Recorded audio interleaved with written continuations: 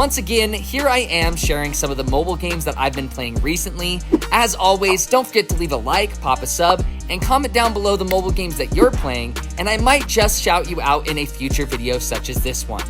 Alright guys, let's get right into it.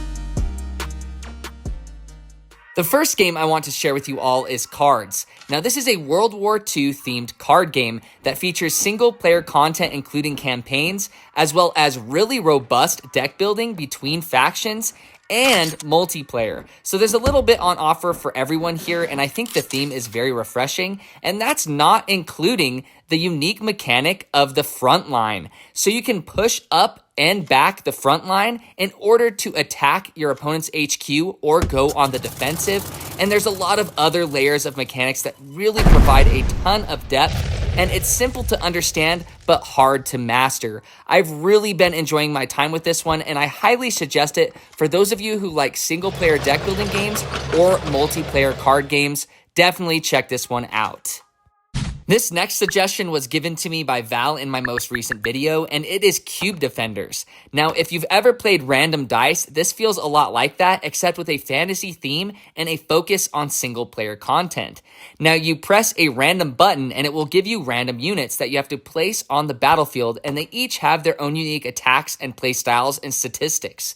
Now, you can actually manipulate the pathway of enemies and bosses by placing those units in the path. So you get to choose that pathway yourself, and it adds a lot of strategy, but you can also merge together two of the same units in order to upgrade them and make them stronger. So there's all kinds of different choices that you can make in between waves. So if you like merging games or tower defense games, I've really been impressed with this one. Just beware, this does have a life-based system as well as a Clash Royale copy system to boot, but I've still enjoyed my time with it.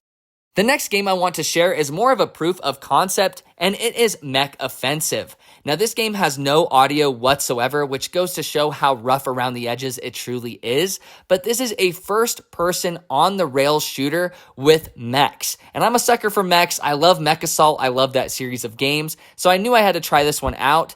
And it is fun for a couple minutes, but it is shallow at its core, and there's a lot of little rough things in it too, like the bullets not going where your reticle is. But I really hope this developer continues to update it and flesh it out, or maybe another developer sees this and says, I can do that better, and really does it well. But if you're into mechs like I am, and you just want to play something for 5 to 10 minutes, this may scratch that itch. Next, we have Age of Strategy. Now, this is a turn-based tactics game that has so much depth. Imagine Fire Emblem on steroids. Now, this is a bit rough around the edges as well. With its UI, it has a lot of default text, and there's nothing really fancy with its animations or anything, but there is decent sprite work here, and the depth and strategy is here with a lot of different game modes and options, as well as difficulty levels. There's a little bit here, no matter how skilled you are as a player at turn-based tactics games, which I think is a fantastic option, and there's a lot of content here for free. I highly suggest it if you're looking for a turn-based tactics game. You might be surprised. Last but not least, we have Pixel Heroes Bite and Magic.